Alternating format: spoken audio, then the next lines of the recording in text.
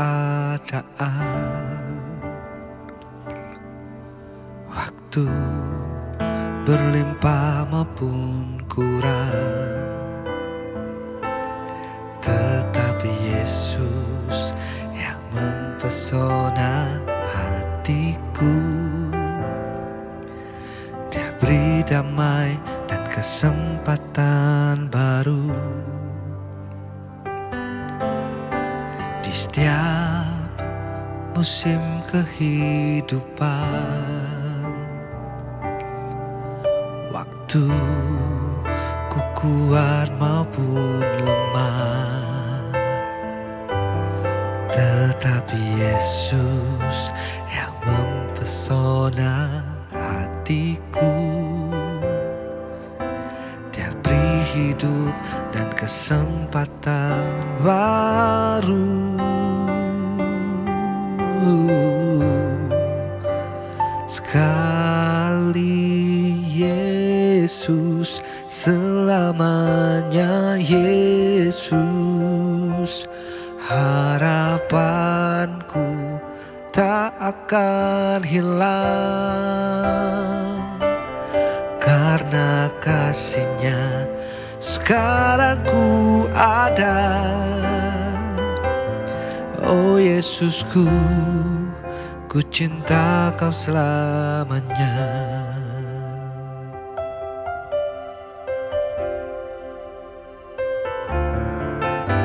Di setiap musim kehidupan,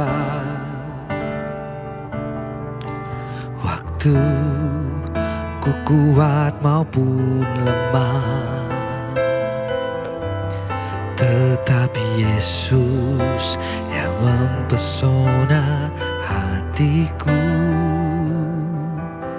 Dia beri hidup dan kesempatan baru. Sekali Yesus, selamanya Yesus. Harapanku tak akan hilang, karena kasih-Nya sekarang ku ada. Oh Yesusku, ku cinta Kau selamanya. Sekali Yesus, selamanya Yesus. Harapanku tak akan hilang, karena kasih-Nya sekarang ku ada. Oh Yesusku, ku cinta Kau selamanya, karena kasih-Nya sekarang ku ada. Oh Yesusku, ku cinta Kau selamanya, karena kasih-Nya sekarang ku ada. Oh Yesusku, ku cinta Kau selamanya.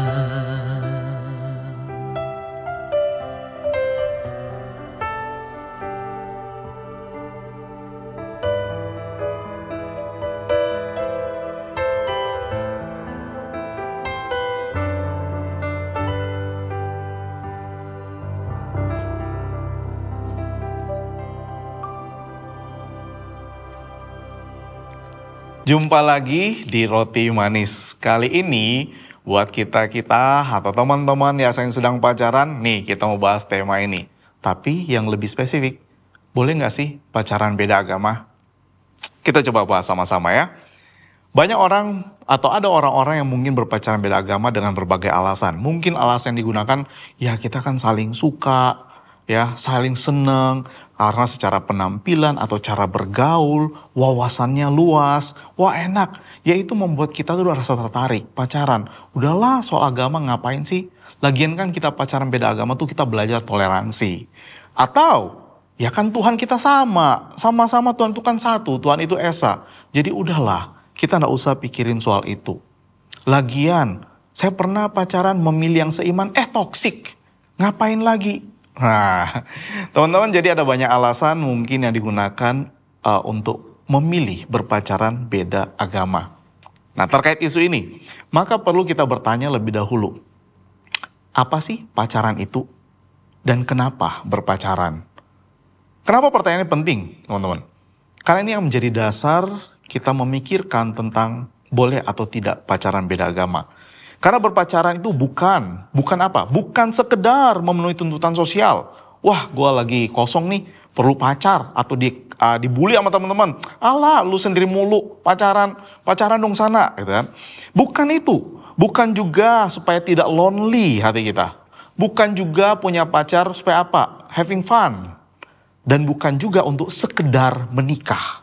Sekedar menikah. Berpacaran memang harus ada tujuan, yaitu apa? Menikah. Tetapi bukan sekedar menikah. Yang sekedar menikah itu seperti apa? Wah, saya pacaran untuk nanti menikah, sekedarnya itu apa? Untuk memenuhi tuntutan sosial, biar saya nggak sendiri. Untuk merasa hidup saya lebih lengkap. Atau memang sudah fase saya hidup seperti ini, menikah dan nanti punya anak dan lain sebagainya. Tetapi kalau dalam kekristenan, kita berpacaran untuk satu tujuan, pernikahan Kristen. Tujuannya apa? Bertujuan supaya nantinya suami istri itu dapat bertumbuh bersama-sama, makin serupa Kristus dan melaksanakan misi Allah bersama-sama. Nah, ini nih. Kalau sudah begini, kita harus sadar, oh iya, kalau nanti saya pacaran untuk menikah, maka ada satu tujuan, yaitu apa? Saya dan istri atau suami saya akan menjadi serupa Kristus dan mengerjakan misi Allah dalam keluarga kami. Kenapa? Karena ingat, ada dasar yang sangat penting bahwa kita diselamatkan dan dipanggil untuk menyembah hanya pada Kristus Tuhan. Keluaran 20 ayat 1 dikatakan seperti ini. Lalu Allah mengucapkan segala firman ini, akulah Tuhan Allahmu yang membawa engkau keluar dari tanah Mesir, dari tempat perbudakan, jangan ada padamu Allah lain di hadapanku. Tuhan ngomong ini kepada bangsa Israel. Ketika dia memberikan dasar, kamu sekarang sudah kuselamatkan, sekarang jangan ada padamu Allah lain di hadapanku. Tuhan memulai dengan suatu perintah yang pertama, tidak ada ilah lain. Kalau begitu, mari pertimbangkan lagi. Apakah berpacaran dengan yang berbeda iman itu hal yang baik? Kalau menurut Alkitab dikatakan sangat sulit untuk mendapatkan kesatuan dalam keserupaan dengan Kristus jikalau kita dari awal mulai memilih dengan pasangan yang berbeda iman dengan kita.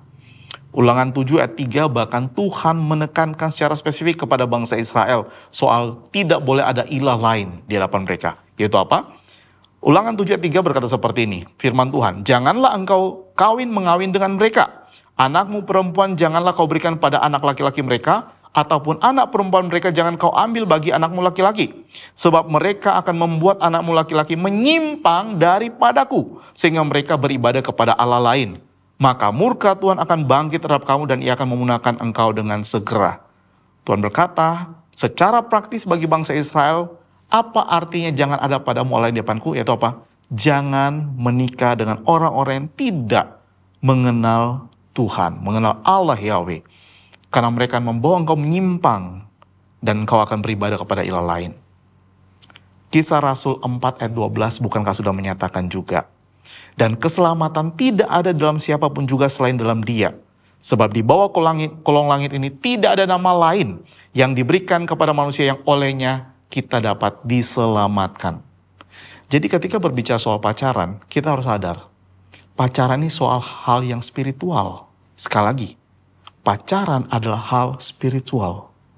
Teman-teman, ketika kita berbicara mencari pacar, pasangan hidup, itu untuk tujuan menikah. Ini adalah hal spiritual dan ini berkait dengan Tuhan kita Yesus Kristus. Jangan sampai hanya karena persamaan yang menyenangkan di permukaan, kita melupakan dalamnya perbedaan yang ada. Ini soal spiritual. Mari pertimbangkan baik-baik hal ini. Sampai jumpa di konten-konten berikutnya. Tuhan Yesus memberkati.